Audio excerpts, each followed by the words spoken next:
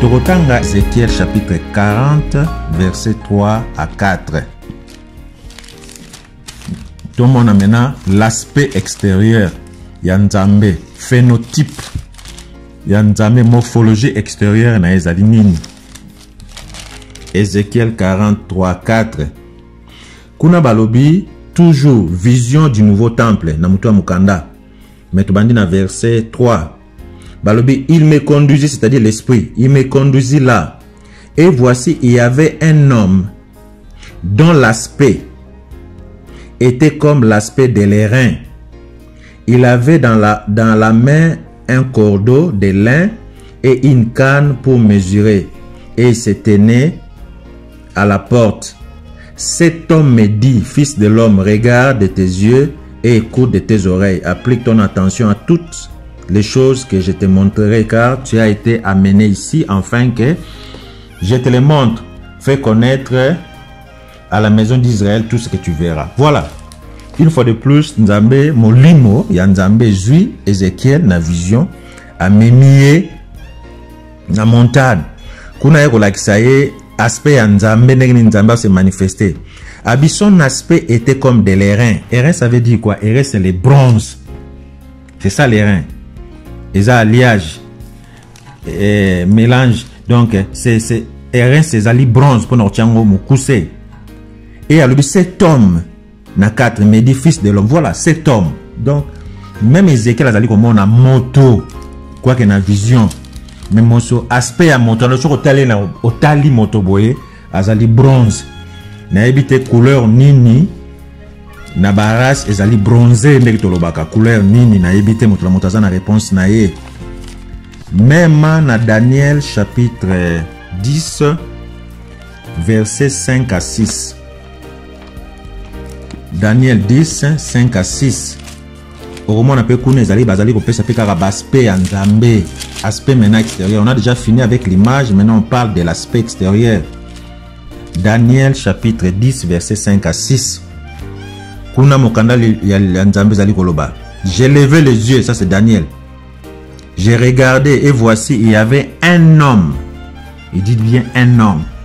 Vêtu de lin et ayant sur les reins une ceinture d'or du phase. Son corps était comme des chrysolites. Son visage brillait comme l'éclair. Ses yeux étaient comme des flammes de feu. Ses bras et ses pieds ressemblaient à des lérins polis. Et le son de sa voix était comme le bruit d'une multitude. Voilà ma caractéristique. Abina moni motowana. Maboko na makolonaye ezalaki bronzé. Ezalaki noir, il faut le dire. La peau bronzée. Maboko na makolonaye ezalaki bronzé. Alobi misonaye. Ezalaki lokola flamme de feu. Yomo jouera ka flamme pelisa moto. Ota la flamme ezana ba couleur boni. Au moins la couleur dominante na flamme ezali rouge na jaune.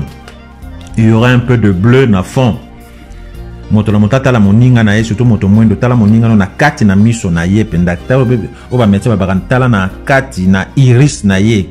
Ota la soko ba couleur wana nyonso comparé kota la mondele o ezali plus dominé par le bleu.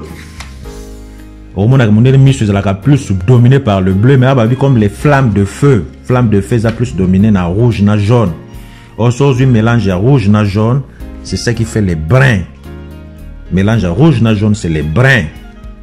Et ces pieds, encore une fois de plus, n'engezaya monakiango, ma kolonaye na maboko naye, ezali lokola airain, lokola bronze.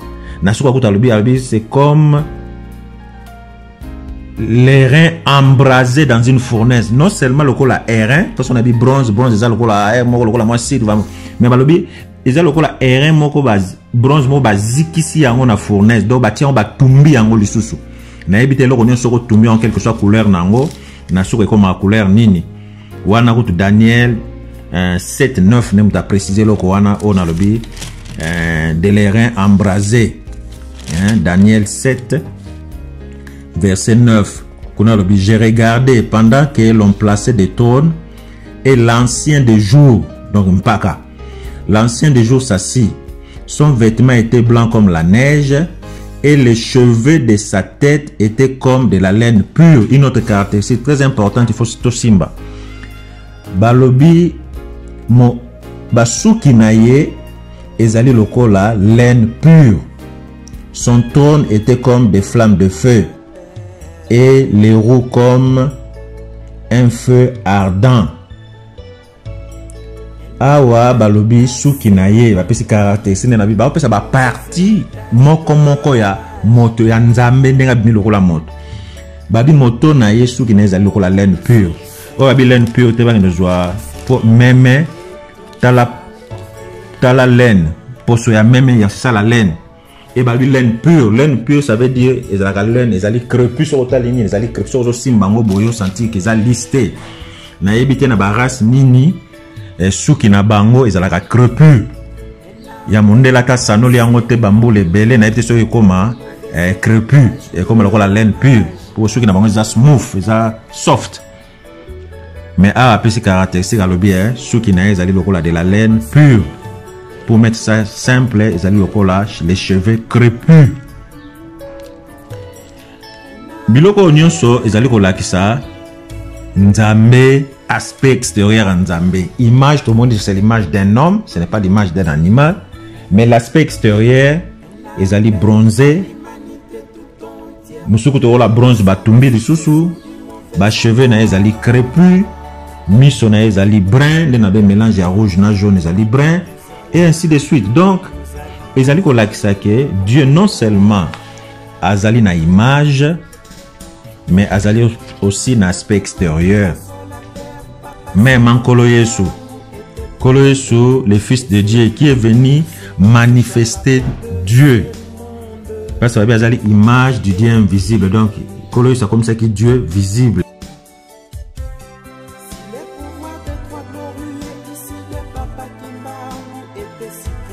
Kolo Yesu, mon père ressemble à son père. Notre Jean à mon livre de Patmos. Sur Apocalypse chapitre 2, verset 18. Apocalypse 2, verset 18. Kuna romona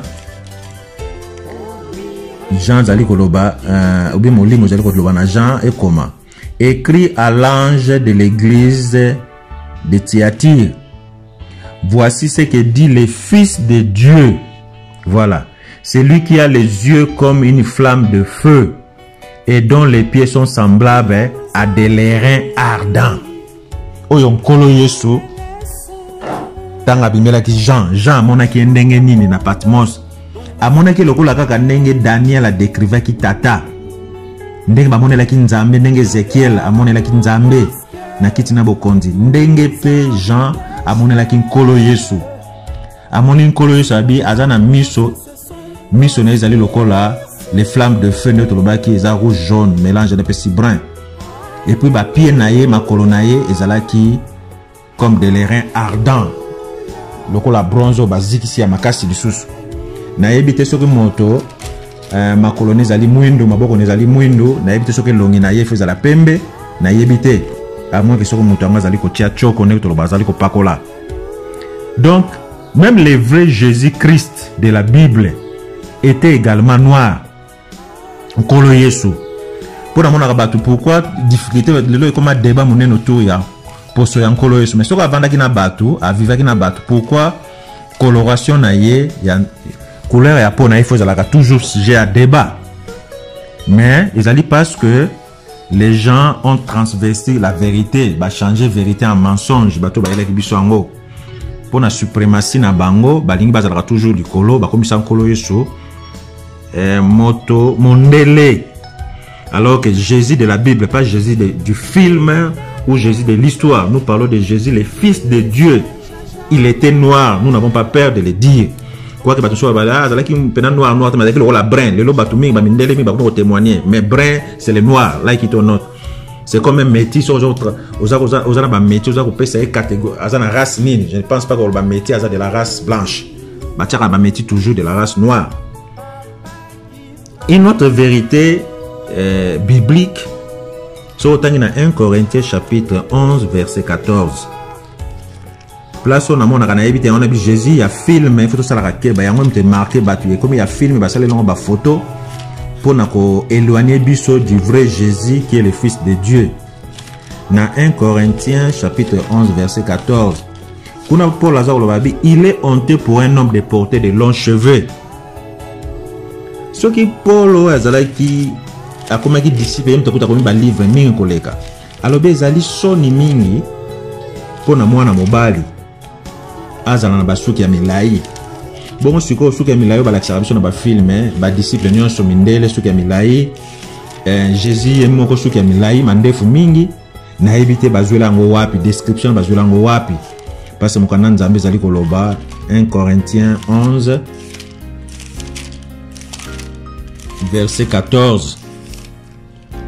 Kuna Paul azali koloba, la nature elle-même ne vous enseigne-t-elle pas que c'est une honte pour l'homme de porter de longs cheveux.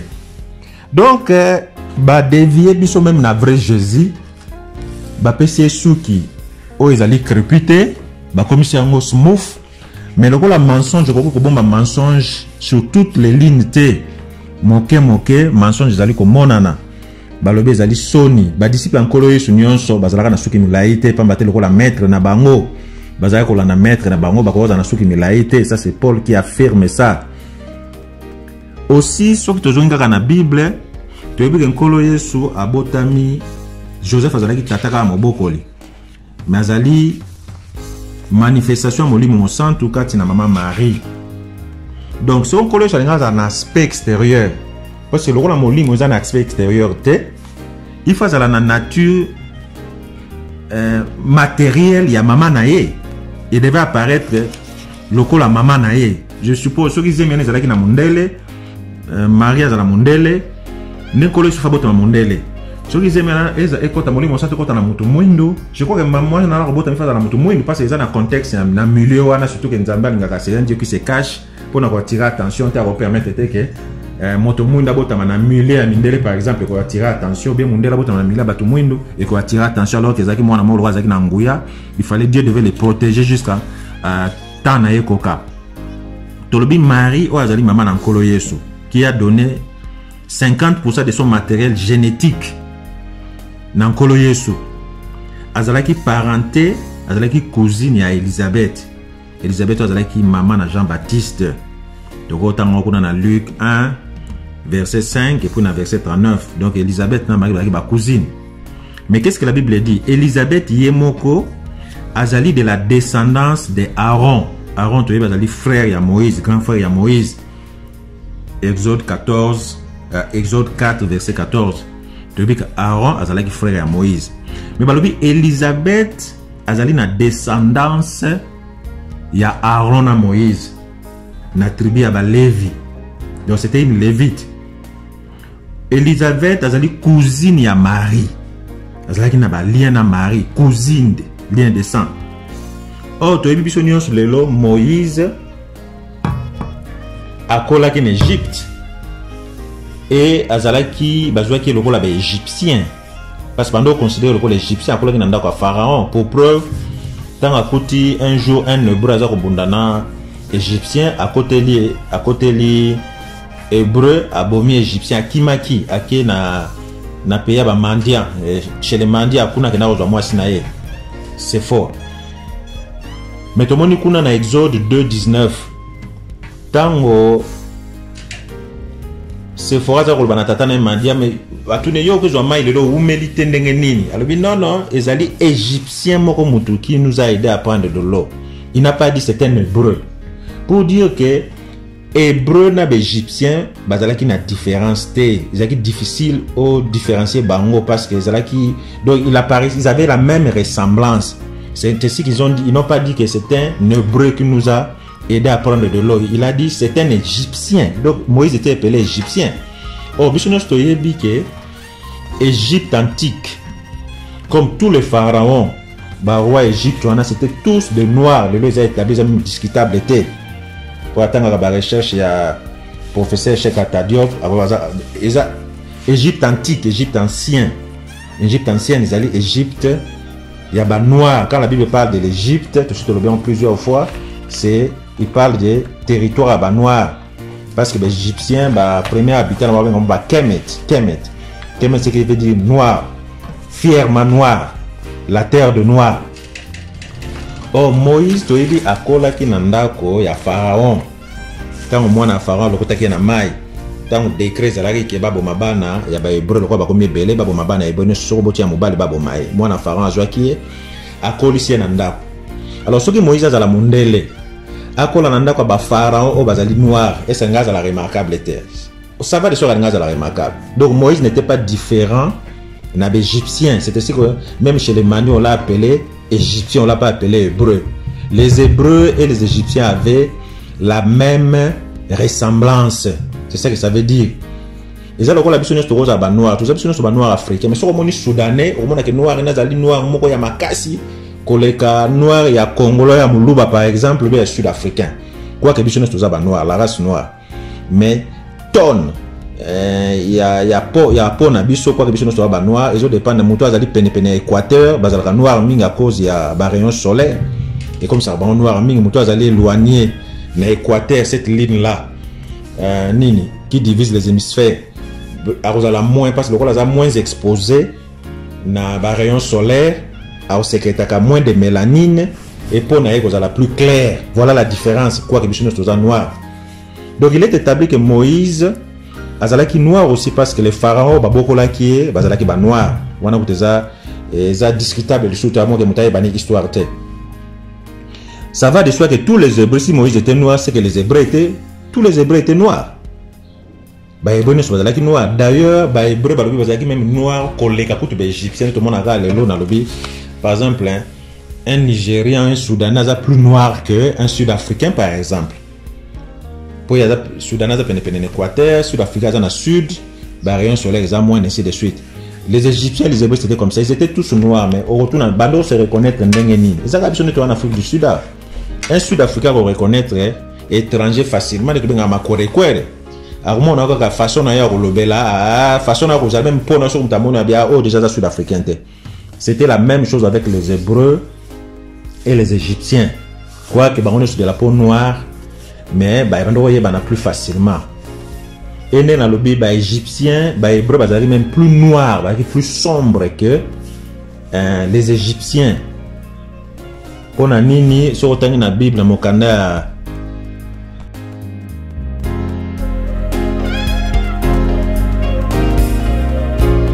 Tout le monde qui est égyptien, les Hébreux sont même plus noirs, plus sombres que les Égyptiens. On a Lamentation, chapitre 4, verset 8. Kulatango, Nzamba déversé colère naïe sur le peuple d'Israël, le peuple hébreu. Jérémie, Azar s'est lamenté. Mais, Kunotango monake, les Égyptiens, les Hébreux, je dis, bazalaki na peau plus sombre que peau yaba égyptien dès que le na Lamentation chapitre 4 verset 8. Alors de ce qui précède to mona même ba hébreu mais ba hébreu ba utaki wapi ne to yebeli ba hébreu to yebi que après un déluge dans la période de Noah,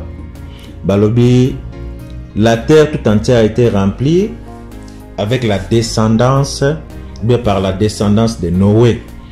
Mais tu vois que Noé a trois, Sem, Japhet, Nacham, de Toyebi. Quoi que la caractéristique de la couleur, il y a peau et bana mususu bapesi angote. Mais comment il y a Cham, Cham ça veut dire seulement, dans hébreu, c'est un noir brûlé. C'est ce que ça veut dire. Cham. Noir brûlé. Non seulement un noir, mais noir moko ya tout. Ya makasi koleka. Alors, mais cham yemo azalaki na bana combien? Azalaki na bana 4. Azalaki na couche. Oto yebe zali yem a format qui Éthiopie ancienne. Azalaki na Misraïm, c'est l'Égypte antique. Azalaki na Pout. O babengi Libye, Nubie, plutôt Libye au cartilage. Et puis, abotek mwana msou Kana. Romona que Couche c'est en Afrique, c'est l'Éthiopie, Mistraïm c'est l'Égypte, c'est en Afrique, l'Égypte noire netolobi, l'Égypte original, oh bah Kemet, Black people. Et puis pour Libye c'est encore netolobi Simon de Sirène, à Outana Libye kuna, c'était de noirs. Kana, je vois mal sur Tata Zanabana 4, 3 bases à la Mouindou bon Yasuka Bimapembe. Naïbité, Abimapembe. Nengi balobi Kana eza nazi. On les a dit thème pour développer. Na émission koya pambate les vrais Kana eza nazité. Kana à terre promise eza nazité. On a pour développer thème sur koya pambate. Kana c'est un pays de cours d'eau et de grands lacs. Pays où coule le miel. Naïbité, na Israël il y a l'élo, ceux qui bazan ba cours d'eau boni. Alors que c'est un pays désertique. Donc les vrais Canaan ne se trouvent pas tel que la Bible les situe en Asie. Parce que même la description à Canaan, les alliés ko match te nandenge on va décrire. On est exposé où il y a na let's talk. Tout ça mato et nabiso le moment venu to ça l'exposer wana.